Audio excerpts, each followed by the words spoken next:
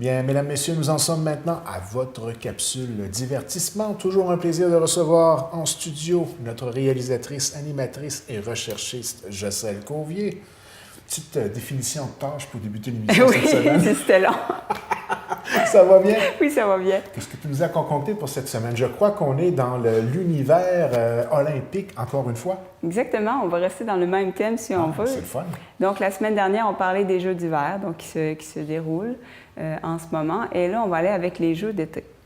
Alors, les Jeux d'été existent depuis 1896. Évidemment, les Jeux modernes, si on veut, là, parce que ça date de beaucoup plus longtemps que ça. Puis au niveau des Jeux d'hiver, c'est 1924. Donc, c'est apparu plus tard. Puis, lors de la dernière émission, on avait quelques interrogations. J'ai été vérifiée. Oh! Donc, on va parler du combiné nordique. On va voir une image à l'écran. On se demandait c'est quoi exactement le combiné nordique. Donc, ça combine le ski de fond et le saut à ski. Ah, les deux en même temps? Oui. Ben, c'est vraiment spécial. Oui. Et donc, on parlait de combiné nordique la semaine dernière parce qu'on disait que c'est le seul sport dans lequel il n'y a pas de Canadiens.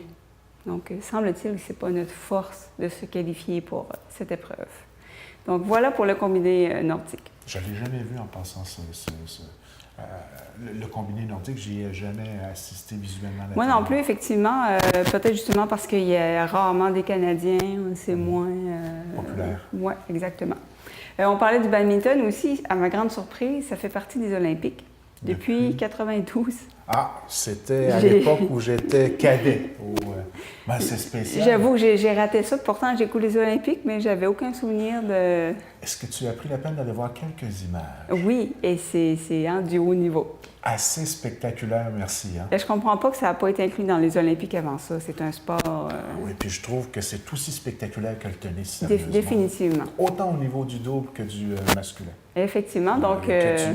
du simple, excuse-moi. J'ai été très surprise que, oui, ça fait partie des Olympiques. Ah, et parmi je suis content de le savoir, parce qu'à l'époque, on travaillait fort là-dessus. Puis dans le fond, ça a été dans mes dernières années que ça a été accepté. Et puis c'est un sport qui est quand même beaucoup pratiqué dans notre coin. On a même un club de badminton à Grande-Rivière, et puis qui performe très bien sur la scène régionale et même provinciale. Oui, on voit souvent ça dans les médias. C'est un sport qui est assez abordable comparé à d'autres sports comme le hockey, etc. C'est vrai, ça aussi. Donc, c'est un sport accessible. Donc, ça fait partie des Olympiques. Et parmi les autres sports qui se sont ajoutés, il y a le rugby. Vous allez voir une image. Et moi, personnellement, les derniers Olympiques, j'ai vu les matchs de rugby et j'ai adoré. Ah oui, j'ai développé une passion pour ce sport. Ça ressemble vaguement au football américain. Et il y a beaucoup d'action. Donc, on a ajouté le rugby à 7. La photo en dit long. Ça vous donne une idée, c'est très intense. Et les matchs aussi, au niveau féminin, c'est aussi intense. Je me dis, mon Dieu, ils vont sortir sur une civière. C'est très, très, très, très intense comme sport. Donc ça, c'est un des sports qui a été ajouté. Et en 2020, on le mentionnait dans la dernière émission, il y a quelques sports qui vont se rajouter. Donc 2020, c'est les Jeux de Tokyo. Donc on a l'escalade, le karaté, le skateboard, le surf, le basketball 3 contre 3. Je ne savais pas que ça existait. Oui. Le BMX freestyle, baseball et softball. Karaté, ça va être intéressant, non? Oui, et sincèrement, je pensais que ça faisait partie des Olympiques. Aussi. Donc, il y a des comités, on soumet des sports et les gens votent. Des juges votent pour inclure ou non certains sports. J'imagine que c'est une chose d'être inclus, mais d'être diffusé, que les compétitions soient diffusées. J'imagine que ça prend quelques cycles olympiques là, avant d'avoir la chance. Oui, avant de se faire connaître. Puis c'est sûr qu'il y a des sports finalement qui ne lèvent pas beaucoup. D'autres sports, souvent on les met en démonstration pour expliquer un peu comment ça fonctionne. Et là, justement, le sujet d'aujourd'hui, un peu comme la semaine dernière, mais là, c'est dans les Jeux d'été, des sports qui n'existent plus. Certains qui aimeraient revenir, et on comprend pourquoi. D'autres que tu te dis, OK, je comprends que ça c'est apparu une fois et c'est tout dans les Olympiques. Surtout dans les années 1900, dans les premiers Jeux, il y a des sports particuliers. Bon, on va découvrir ça ensemble. Donc, on va découvrir ça. Premier sport, lancer du poids de 50 livres. Ça a apparu en 1904. Et ça existe encore, par contre, en Écosse, ce qu'on appelle les Jeux des Highlands, qui a des hommes très, très forts. Et c'est une des épreuves. Et ça, c'est assez impressionnant Oui. à voir. Hein? La technique pour en arriver au lancer, le nombre de rotations et la vitesse de rotation, moi, là, C'est ça fait quelque peur. chose. Je veux dire, on aurait la difficulté à lever Il ne faut pas échapper le poids au mauvais moment dans la rotation. Oui, parce que ça doit faire des Hey boy! dégâts. C'est pour ça qu'il y a des filles. On voit qu'il y a un grillage tout le tour, d'ailleurs. Ça a une utilité. Pour les spectateurs. Tu reçois 50 livres par la tête. Et ça met les idées en place. Ensuite, on a les compétitions artistiques. Ça m'a surpris, mais je trouve ça vraiment le fun. C'est qu'en 1912, en fait, de 1912 à 1948, on jugeait des œuvres d'art à caractère sportif. Ah, oui. Oui, et c'était en architecture, littérature, musique, peinture et sculpture. Et fait intéressant, il y a 2 personnes qui ont gagné à la fois une médaille olympique en art et en sport, qui étaient vraiment... Les deux à la fois. Oui, donc qui maîtrisaient les 2. Artistes sportifs. Et moi, personnellement, j'aimerais que ça revienne parce qu'il y a vraiment des choses incroyables qui se font au niveau des arts sportifs. Alors, j'ignorais totalement que ça existait. Moi aussi. Ensuite, autre sport disparu, donc la montgolfière en 1900. Ah. Oui, ça fait quand même assez longtemps. Depuis 1783 que ça existe, les montgolfières. Ça, je pense que je comprends pourquoi. C'est sûr que... La trajectoire n'est pas toujours facile à suivre dans le cadre de ce genre de... difficile à appliquer comme sport olympique, donc, mais ça devait être impressionnant. Pourtant, il y a de la place en masse pour inscrire les commanditaires. Oui. Ça fait drôle, hein, parce qu'aujourd'hui, il y a tellement de commanditaires autour des ballons. Oui. Autre sport que personnellement, j'adorerais voir, la pelote basque. Ça a apparu en 1900. Donc, on envoie ce qu'on appelle la pelote contre un mur, c'est une espèce de balle, et on doit la relancer avant le 2e rebond. Et la balle voyage à 200 km/h et ça peut tuer, même avec un équipement de sécurité. Donc, c'est un sport très, très impressionnant à voir. L'image suivante, vous allez voir un peu, c'est très intense, encore une fois, comme sport. Moi, c'est drôle, je vois ça, puis ça me rappelle un film d'enfance avec Bud Spencer. Ah oui! Bon. Je pense qu'il dans le film en question, il faisait ce sport-là. Même... Mais je vais le vérifier. Ah oui, bon. Oui. Ben parce moi, que c'était impressionnant. J'ignorais totalement. C'était un peu un mélange de squash, Exact. Puis c'est vrai que la balle, elle rentre au poste. Et on voyait à quelle hauteur il saute. Incroyable. C'est très, très impressionnant à voir. Et l'image suivante, vous allez voir que ça joue aussi à l'extérieur contre un mur. Donc, la pelote basque. Ça, j'aimerais vraiment beaucoup voir ça aux Olympiques. C'est spectaculaire. C'est vraiment spectaculaire. Au niveau visuel, je pense que ça serait winner. Je pense que ça rentre dans la définition de sport. Exact. Ensuite, club swinging. Je n'ai pas trouvé le terme français. Alors, je me demandais c'était quoi, là? Il ne jongle pas. En fait, c'est comme une espèce de quille qu'il a dans les mains. Oui. Puis, c'est de la gymnastique. Ah. Et c'était un sport très, très populaire en 1904. Eh bien. Et il y a encore des gens aujourd'hui qui le pratiquent. Certains appellent ça aussi le club indien. C'est la première fois que je vois ça, honnêtement. Puis on voit un peu en dessin le cycle du mouvement en question. Là. Effectivement. Ça semble assez complexe. Effectivement, donc c'est de la gymnastique. Pour faire un nœud.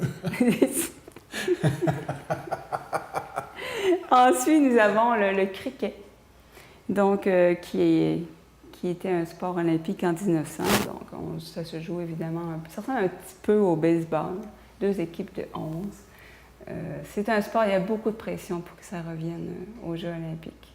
Et si je ne me trompe pas, c'était le sport dans le film québécois. Tout à fait. Le médecin qui déménage en région. Pour convaincre le médecin de déménager, là, ils ont fait un genre de paradis là, de ce sport-là à l'endroit même là, pour le convaincre. Hein? La grande séduction. Puis là, on est tellement bons dans les noms. Hein? Là, ils essaient de faire croire que ce sont des passionnés de cricket, mais ils n'ont aucune idée comment ça joue. Puis ils écoutent les matchs dans le bas, puis ils changent pour la game d'hockey. C'est un classique québécois à voir. Très bon film à voir. Film. On rit. Oui. Ils arrivent en bateau, puis ils les voient sur le dessus de la montagne en train de jouer. Au début, ils n'ont aucune idée comment ça joue. Incroyable. Ensuite, on a le croquet. On avait le cricket, là, c'est les croquets. Donc ça, on connaît un petit peu ça. C'est aussi apparu en 1900 dans les Olympiques. Donc, une boule en bois, un maillet.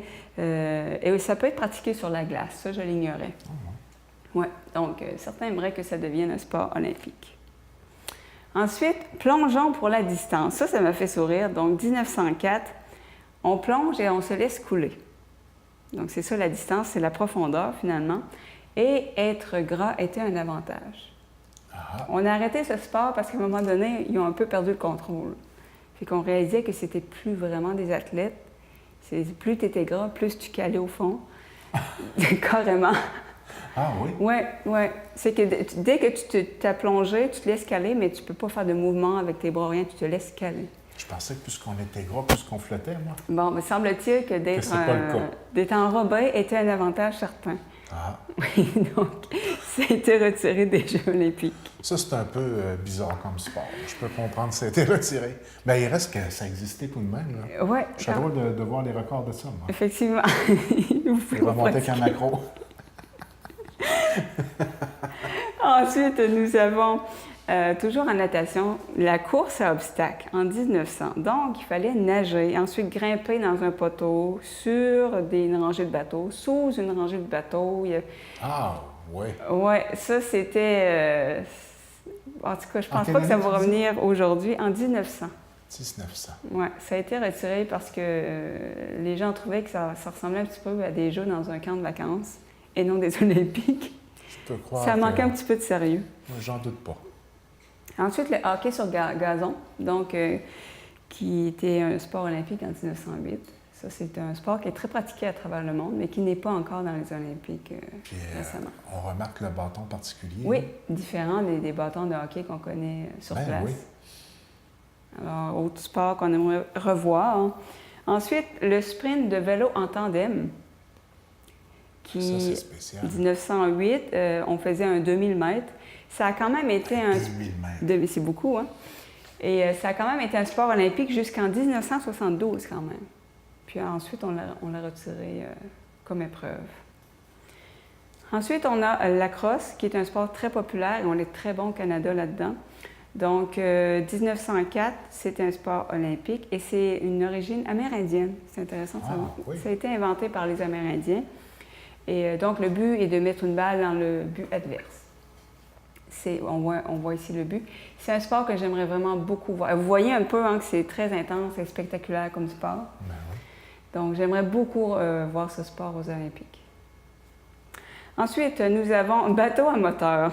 En 1908, donc, évidemment, c'était retiré des Olympiques parce qu'on s'est dit, c'est un bateau à moteur, c'est pas vraiment un effort au sens où on l'entend d'un sport olympique. Il y avait 3 courses. Ça a eu lieu une fois en 1908. Il y a eu 3 courses et dans les 3 courses, il y a seulement un bateau qui a terminé la course. Donc, il y a eu une médaille d'or, aucune d'argent, aucune de bronze dans les 3 courses. Parce qu'ils vantaient pas mal, puis les autres bateaux, se sont pas rendus jusqu'à la fin. Donc, c'est ça, ça n'a pas fait l'unanimité, ça a été retiré. Ensuite, nous avons levé du poids d'une main, 1896. Donc, on voyait beaucoup ça au niveau de Louis Cyr, les hommes forts d'autrefois. Et moi, je ne peux pas m'empêcher de me dire, ça ne doit pas être bon pour le dos. Eh, monsieur. Hein? C'est... Chose certaine, c'est pas inspirant de... La photo a été prise dans le bon moment, je pense. Un cas de chiro. Oui. Ensuite, grimper dans une corde. Eh boy, as-tu les bras du monsieur? Hein? C'est quelque chose. Et c'est quand même haut. En 1896, on montait de 20 à 25 pieds. J'imagine que c'était la vitesse, hein? La vitesse pour monter et revenir. Oui, qu'on arrivait à monter en haut. Puis, mais ça doit être quand même impressionnant. C'est un sport qui serait intéressant de revoir aux Olympiques parce que c'est spectaculaire, ça, c'est le cas de le dire. C'est effectivement les bras, hein. C'est pareil, bras! c'est quelque chose. Ensuite, nous avons le roller hockey. Ce qui est intéressant, c'est que c'est des patins des années 80. Ah, nos patins de l'aréna! Oui! Des patins bruns. Il y a beaucoup de gens qui préfèrent ces patins, en fait. Moi, j'étais capable d'en faire. Oui. Puis il fallait être habile pour bien utiliser les freins, disons. Effectivement. Donc, oui, du roller hockey qui se pratique beaucoup. Il y a aussi avec des roues alignées, mais beaucoup avec ce type de patin. Donc, j'imagine que c'est peut-être plus facile à... J'imagine. Alors, roller hockey. Donc, ça a eu lieu en 1992. Puis ça a été retiré ensuite des Olympiques. Ah, ça n'a pas eu le succès voulu. Ensuite, on a ça, je trouve ça assez impressionnant. C'est le tir à la corde. Le fameux tir à la corde. Ah, c'est... Une photo qu'on voit à Chandler, là, près du... où ils ont fait une traverse pour aller au bouc de Pabot. Oui, oui, oui. Il y a une photo où on voit des gens... Ah oui, j'ai pas remarqué. Ben oui. Près de la cantine du Chenail. Donc ça a été déjà un sport olympique. Ça doit être intéressant à voir. Vous voyez l'image suivante qui est plus récente, évidemment. Oui, bien, la photo ressemble à peu près à ça qu'on voit à Chandler. C'est une gang de gars. Donc, ça a été un sport olympique. Hey! J'avoue que ce serait intéressant à revoir. Hey, on voit qu'il y a un motivateur, c'est pas juste... Oui. Oui. Ensuite, on a un sport qui avait lieu en 1920. C'était de la gymnastique sur cheval. Hey. Donc, on appelait ça voltige en cercle. Ça, j'ai vu des cascadeurs dans des films faire des petites pirouettes comme ça, mais ça devait être quelque chose. Oui, il y a des spectacles qu'on voit équestres, puis qu'on les voit faire... Oui, voilà. Oui. Donc, ce type de choses-là. Donc, ça a été un sport olympique. Ensuite, celui-là, c'est celui qui m'a le plus surpris. Donc, le pistolet en duel. Ça avait lieu en 1906, c'était un sport olympique. Donc, comme le nom le dit, les duels d'autrefois dans les westerns, c'était exactement ça. Évidemment, c'était des balles en cire. Puis ça a eu lieu, vous allez voir sur l'image suivante, un peu la distance entre les deux. Là, j'imagine que c'est au niveau de la vitesse, encore une fois. J'imagine que c'est le premier à tirer sur l'autre. Ça doit être ça. Mais... on voit que... Ça doit être impressionnant à voir. Costume à la matrice de l'époque, et puis avec un casque, avec un look un peu douteux.